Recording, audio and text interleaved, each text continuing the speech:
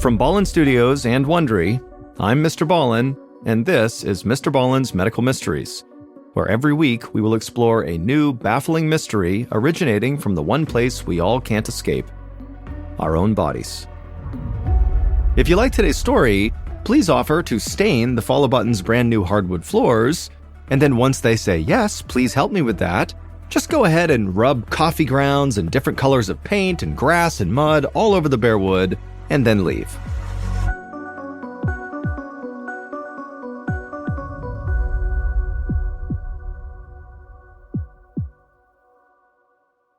This episode is called The Man with the Blue Skin. Just before 8 a.m. on the morning of September 25th, 1944, a police officer patrolled Day Street in Lower Manhattan in New York City. He passed the usual morning bustle, factory workers leaving the subway, telephone operators on their way to the nearby telephone and telegraph building, a food truck unloading vegetables at a dingy corner market, and someone begging for change outside an abandoned warehouse. Then, the officer noticed what looked like a heap of clothing just lying on the sidewalk ahead of him. The officer sighed and shook his head. He hated litter and took a lot of pride in keeping his streets clean. So, the officer approached this pile of clothes, looking for a trash can to dump it in. But as he got closer, the officer realized this pile of clothes was actually an elderly man in a shabby overcoat. He was doubled over and clutching his stomach. The officer felt annoyed as the smell of stale alcohol and body odor rose from the old man's coat. He figured this man was just drunk after a long night out.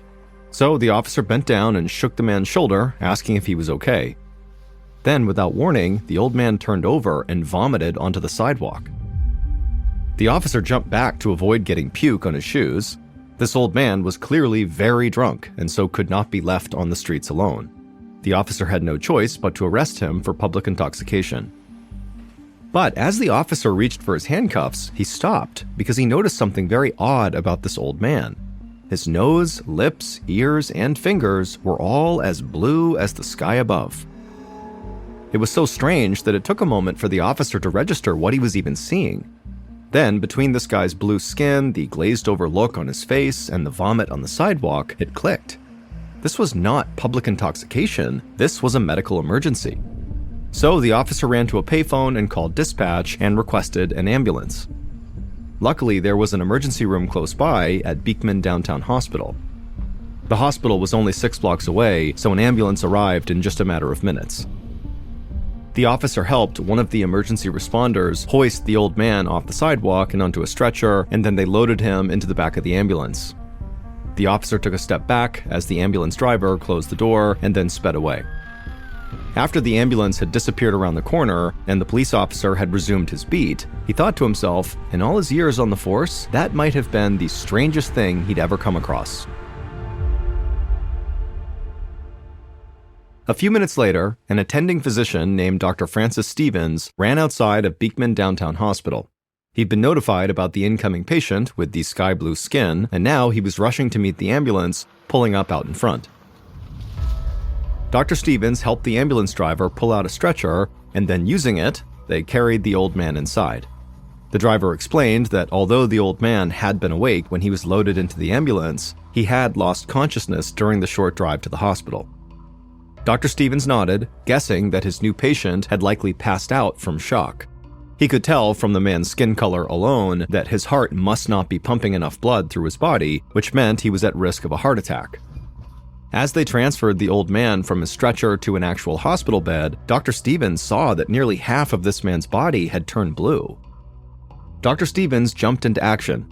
They only had minutes to supply the old man's body with oxygen and then get his heart to pump it through his bloodstream. Without immediate treatment, this man would die. Dr. Stevens figured that the old man must have ingested something that made him this sick, so he raced to pump the man's stomach until he was sure it was empty. This meant that whatever had made him sick hopefully would not be able to do any more damage. The doctor then strapped an oxygen mask over the old man's face to increase the oxygen in his blood and then gave him stimulants to help his heart pump more efficiently. After this, there was nothing to do but wait. Dr. Stevens looked at the old man lying unconscious in the bed, his skin still bright blue, and the doctor just hoped they had treated him in time to save his life. Later that morning, Dr. Stevens returned to check on the old man and found him lying in bed, fully awake. His lips and fingertips did have a bluish tinge still, but the effect clearly had dramatically lessened.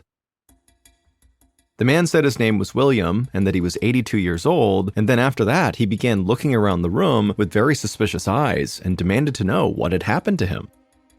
Dr. Stevens told William that he had been suffering from a condition known as cyanosis that results from inadequate oxygen in the bloodstream. Cyanosis is known for causing people's skin to turn blue. It was a rare condition, and they weren't sure why William had gotten it. Although Dr. Stevens could assure William that for the time being, the best treatment available was just to rest. This answer did not seem to satisfy William because his next question was, well, when do I get to go home? But before Dr. Stevens could answer him, the doors of the emergency room burst open and another unconscious man was carried into the waiting room. Dr. Stevens rushed from William's side to help this new patient. As the man was laid onto a bed, Dr. Stevens stopped and just stared at him with a look of surprise on his face. This new patient was also an old man dressed in tattered clothes, and as Dr. Stevens bent over him, he noticed that, just like William, this old man's lips, nose, and fingers were also bright blue. So Dr. Stevens administered the same treatment he'd just given William: a stomach pump, an oxygen mask, and heart stimulants. But as he was working on this new patient, Dr. Stevens started to have this sinking feeling in his gut. 2 cyanosis cases on the same day? What was that about? He knew that in rare cases, cyanosis was a symptom of carbon monoxide poisoning. He worried that there might be a gas leak in a nearby building, and in a neighborhood as crowded as Lower Manhattan, that could be disastrous. Dr. Stevens was able to stabilize this new patient's condition, but the doctor didn't have a moment to rest. Almost immediately after the second patient was stable, he heard another ambulance pull up out front, and seconds later, 3 more people were carried in. And from across the room, Dr. Stevens could already see that all 3 of them were elderly, run-down men, and they were all bright blue. Now, Beekman Downtown Hospital had a total of 5 cyanosis patients. Dr. Stevens and his staff worked through the entire morning to save these 3 new blue patients, and then just before lunch, 2 more blue men were carried in, and 10 minutes later, another 2. Dr. Stevens was totally confused. Something in the city had to be making all these men sick, but it just was not clear what it was. By noon, there were 9 ragged elderly men who had blue skin who were laid out in the hospital's beds. Dr. Stevens and his staff ran from bed to bed, administering treatment until all 9 men were totally stabilized and their skin was slowly turning back to its normal color. It was only then that Dr. Stevens had a moment to step back and actually go look at the men's admission papers. These documents revealed that all of the men had been found on sidewalks or in condemned buildings all around the neighborhood. Dr. Stevens didn't know what to make of this, but the fact that the men were coming from different places meant that a single gas leak probably could not have made them all sick. But if it wasn't gas poisoning, what was making these men turn blue? Dr. Stevens worried it could be some kind of airborne illness or virus, and so even though Dr. Stevens did not really know what was going on, he knew it was now time to report this outbreak to the Department of Health. About an hour later, a field epidemiologist with the New York Department of Health named Dr. Ottavio Pelletieri walked through the doors of Beekman Downtown Hospital. He showed his identification to the receptionist and asked to speak with the physician who was in charge. Dr. Pelletieri's job was to investigate possible outbreaks of disease. His eyes wandered around the emergency room. Of the 9 blue-skinned patients laying in the beds against the wall, only 5 of them were awake. Dr. Pelletieri focused on William, who was the first patient brought in that morning. William was sitting upright in his bed, his skin still somewhat blue, but he was clearly feeling better. Dr. Pelletieri walked over and introduced himself. He asked William about his morning. The old man coughed into his fist and then thought for a moment. He said at first it was just an ordinary day. He'd woken up in a nearby rooming house called the Globe Hotel, which was a crumbling, dingy building filled with as many twin beds as possible. After waking up, William said that he wandered down to breakfast at the Eclipse cafeteria, where low-income people could get a hot meal very cheap. He ate some oatmeal and drank some coffee, and then started back to his boarding house. and when he reached the sidewalk right outside of the Globe Hotel, he suddenly started feeling these stabbing pains inside of his stomach. Then he fell to the ground, and the next thing he knew, he was in this hospital bed. Just as Dr. Pelletieri was about to open his mouth to ask William some follow-up questions, the cyanosis patient in the next bed over piped up and said that he also had eaten at the Eclipse cafeteria that morning.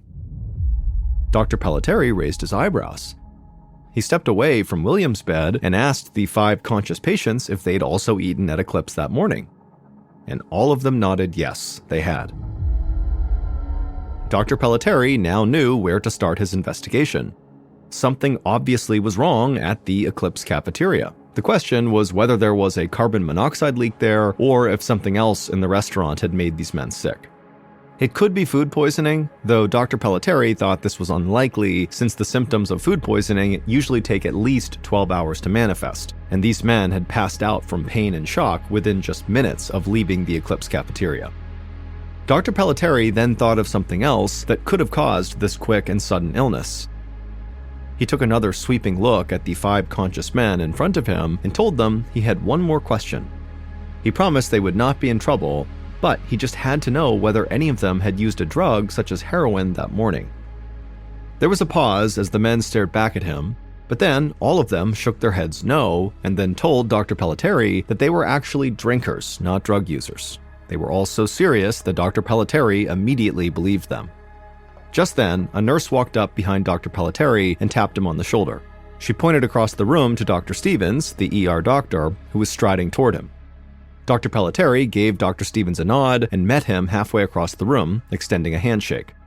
After the men shook hands, Dr. Pelletieri explained that he would need blood samples from all 9 patients. They'd be sent to the city toxicologist for overnight testing. Dr. Stevens nodded and agreed to help. For the next 10 minutes, the 2 of them moved from patient to patient, collecting small vials of blood and labeling them carefully. By the time they were done, all but one of the cyanosis patients were awake. The only one who remained asleep was a man named John Marshall.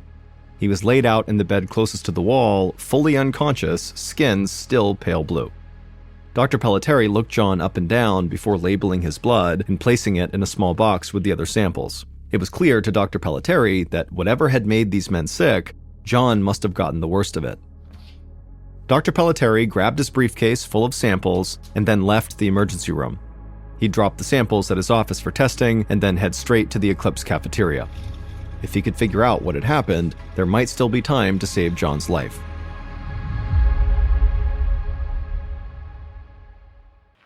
Around 5 o'clock that afternoon, Dr. Pelletieri arrived at the Eclipse cafeteria to find it closed and locked up. But the lights were on inside, so the doctor knocked on the dingy glass door. When there was no answer, he knocked again, announcing himself loudly as a member of the health department. Finally, he saw someone inside pop out of the kitchen and hurry across the dining room. The man was dressed in a well-tailored trench coat and wore a suit. He unlocked the front door and opened it for Dr. Pelletieri and then introduced himself as Mr. Weinberg and said he was from the New York Bureau of Food and Drugs. He explained to Dr. Pelletieri that a secretary from the New York Department of Health had already called his office. Now that a restaurant was potentially responsible for the cyanosis outbreak, his department needed to be involved. Dr. Pelletieri felt grateful for the unexpected help, and so he stepped inside of the Eclipse cafeteria, and right away he was hit with this horrible smell. It was like an algae-filled aquarium. Dr. Pelletieri thought there must be so much mold lurking behind all the filthy and cracked tile walls. This place was so overdue for a proper cleaning that an inch of black grit clung to every corner of the floor. Dr. Pelletieri looked around the rest of the room, and he saw fruit flies climbing the walls. There were 17 rickety tables that filled the dining room, each with its own sticky bottle of ketchup and salt and pepper shakers. Weinberg told Dr. Pelletieri that he had not found a gas leak anywhere inside, but he'd already cited the cafeteria with 15 separate health code violations. The kitchen was even more disgusting than the dining room. A thick layer of grease clung to every surface, bags of rotting garbage sat beneath the kitchen sinks. Dr. Pelletieri picked up a fork lying on the counter, and a thick layer of starch coated the fork prongs. To him, everything inside of this cafe was a potential contaminant. It was only then that Dr. Pelletieri noticed the cook and the restaurant owner standing beside the oven. Dr. Pelletieri was even more surprised to find that both men looked genuinely upset, maybe even afraid. Dr. Pelletieri felt relieved. Usually, restaurant owners were combative when the health department showed up, but he guessed that these men were going to be cooperative. If they had something to do with these 9 men getting sick, it seemed very much like it was an accident. Dr. Pelletieri wanted to speak with the line cook first. He asked the man if he did anything different than usual when he cooked breakfast that morning. The line cook shook his head and said no. He had made the usual breakfast of oatmeal, rolls, and coffee, nothing different than every other morning. Dr. Pelletieri then followed the cook to the pantry, taking note of the type of dry cereal the cook had used to make 6 gallons of oatmeal. Then the cook led Dr. Pelletieri to the giant metal stock pot that he had used to both cook the oatmeal and then serve the oatmeal, enough to serve 125 people that morning. The cook rattled off the recipe: 5 pounds of that dry cereal, 4 gallons of city tap water, and a handful of salt. The cook gestured to a gallon can of salt sitting on the stove, and then he pointed to a series of canisters sitting on a shelf just above the stove. The cook explained they stored the salt there in bulk, then just refilled the salt can on the stove as needed. Dr. Pelletieri said he wanted to take samples from everything the men had cooked with that morning. Then the doctor grabbed a step stool to reach the canisters labeled table salt above the oven. And when he was up there and was eye level with these canisters, he noticed there was a different canister hidden amongst them, one that did not have a label. Dr. Pelletieri lifted that can off the shelf and looked inside, and to him it just looked like table salt. But just to be sure, Dr. Pelletieri climbed down from the stepladder and then showed this unlabeled can of white crystals to the cook and said, "What is this?" The cook explained that this can contained something known as saltpeter, which was a preservative he used to make corned beef and pastrami. The cook said he did not use the saltpeter to make oatmeal. For that, he used regular table salt. Dr. Pelletieri nodded, but just in case, he took a small sample of the saltpeter with him. For a moment, Dr. Pelletieri wondered if maybe there had been some kind of a mix-up and the cook had used saltpeter instead of table salt. But even if that had been the case, that would not have been what made all 9 of those men sick. Saltpeter was not toxic. Once Dr. Pelletieri had a bag full of all the samples he needed, he left the Eclipse cafeteria, hoping he would never have to return. Then he headed for the health department chemist's office. He needed these samples tested for poison overnight, along with the blood samples that he'd dropped off earlier. Dr. Pelletieri really wanted to get back to the hospital to check in on the 9 patients. But first, he had to make sure that this cyanosis outbreak was contained and that he was aware of every single cyanosis patient being treated right now in the city. He spent the next several hours visiting every cheap rooming house in the neighborhood, as well as all the nearby hospitals, until he was certain that the only cyanosis victims that were being dealt with right now were the 9 at the Beekman Downtown Hospital. When Dr. Pelletieri finally returned to the Beekman Downtown Hospital, it was well after midnight.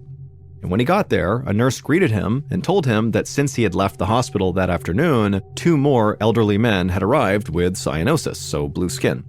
That brought the official count up to 11. Most of them were awake now and back to their normal coloring, but the sickest patient, John Marshall, still lay unconscious in his bed by the wall, and his situation seemed to only be getting worse. Dr. Pelletieri frowned and then thanked the nurse for the update. Then he headed back out the door toward his office to write his initial report, summarizing his investigation for his boss, Dr. Morris Greenberg, the city's chief epidemiologist. The next morning, Dr. Pelletieri had to go back to the Eclipse cafeteria, even though he really didn't want to. He was exhausted, having stayed up most of the night writing his report for his boss. But to continue his investigation, he would need to speak with more members of the kitchen staff. When he got there, the cafeteria was still closed because of the health department citations, but the busboys and cashiers were waiting for Dr. Pelletieri inside the dining room. He chatted with each of them, following them around the cafeteria as they pantomimed their workdays. It didn't take long for Dr. Pelletieri to conclude that their actions had not contributed to the cyanosis cases in any significant way. But as Dr. Pelletieri packed up his belongings and got ready to leave, the cook from the day before appeared in the dining room with a fearful look on his face. He admitted to Dr. Pelletieri that he'd been up all night worrying that maybe, just maybe, he did accidentally season the oatmeal with saltpeter, not table salt, and if so, he was incredibly sorry. Dr. Pelletieri clapped the man's shoulder and thanked him for the honesty, but assured him not to worry. Since saltpeter is edible, it would not have hurt anyone if he had made that mix-up. The cook visibly relaxed, and Dr. Pelletieri smiled and wished him a good afternoon. Within an hour, Dr. Pelletieri made it back to the Department of Health to find a note on his desk from his supervisor, Dr. Greenberg. The test results from all the Eclipse cafeteria food samples had come back, and Greenberg wanted to see Dr. Pelletieri immediately. Dr. Greenberg was sitting at his desk, looking over the results, when Dr. Pelletieri showed up and knocked on his doorframe. Greenberg looked up for a moment and waved Dr. Pelletieri in. And then once Dr. Pelletieri took a seat, Greenberg handed him a copy of the results. And as Dr. Pelletieri read the findings, his eyes went wide. The cook had, in fact, accidentally refilled the gallon can of salt on his stove with saltpeter instead of table salt. But that was not the issue. The problem was that both the table salt and the saltpeter contained measurable levels of sodium nitrite, a meat preservative that can be poisonous if not handled carefully. Dr. Pelletieri knew that sodium nitrite wasn't dangerous in small doses, but large quantities of it could be deadly. For a moment, Dr. Pelletieri wondered how sodium nitrite could have gotten into the kitchen in the first place. It was more common at processing plants where meats like salami, hot dogs, and bacon were cured. And then Dr. Pelletieri remembered that because the nation was in the middle of World War II, the government had approved the use of limited concentrations of sodium nitrite in restaurants to make foods last longer. The sodium nitrite had to be used in very low concentrations that would preserve the meat, but allow any poisonous elements to burn off during the cooking process. But there was a big problem with the way the Eclipse cafeteria was using their sodium nitrite.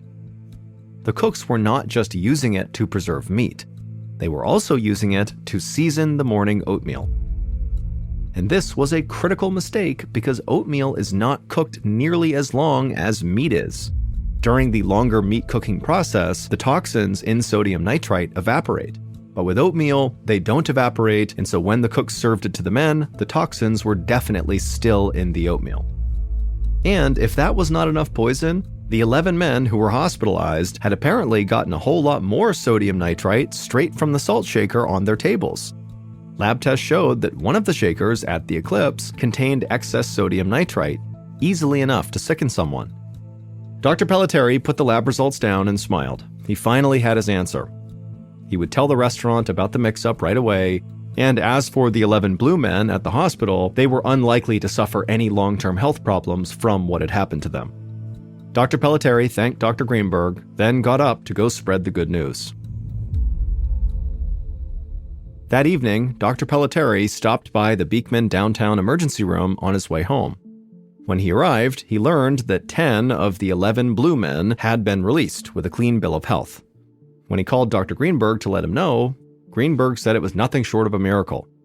All of the survivors were self-proclaimed alcoholics, and alcoholics often crave salt. He was sure that all of them added salt liberally to their food, unwittingly putting their lives in danger. Dr. Pelletieri agreed, and he wanted to tell these men how lucky they were, but the survivors had been discharged and had all returned to their transient lives out on the streets. He knew he would likely never find them again. Still, they were part of a special group, survivors of being poisoned with sodium nitrite, an event so rare there were only 10 other cases of it ever in recorded history. But that was no help for the 11th blue man, John Marshall. His health had been so bad prior to consuming this sodium nitrite that he had died earlier that evening. Dr. Pelletieri's throat felt tight when he heard that news. He'd conducted his investigation as quickly as possible, but it still was not fast enough to save everyone.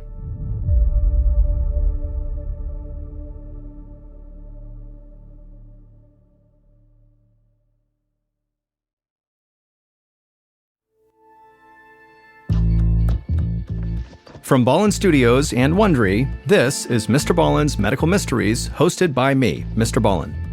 A quick note about our stories: we use aliases sometimes because we don't know the names of the real people in the story, and also, in most cases, we can't know exactly what was said, but everything is based on a lot of research.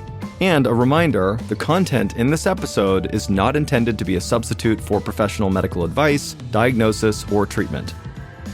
This episode was written by Aaron Land. Our editor is Heather Dundas.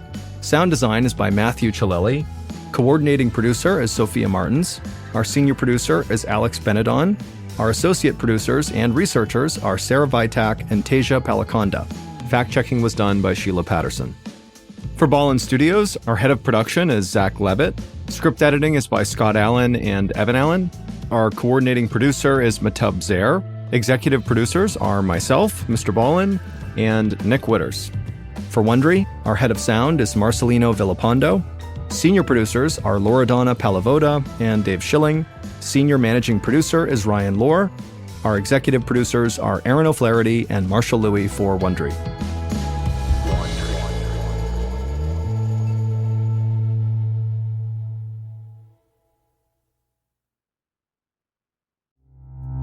Hey, this is Leon Nafok.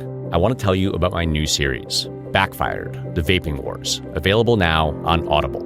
What happened when two Stanford graduate students set out to create a new kind of cigarette, one that wouldn't kill people?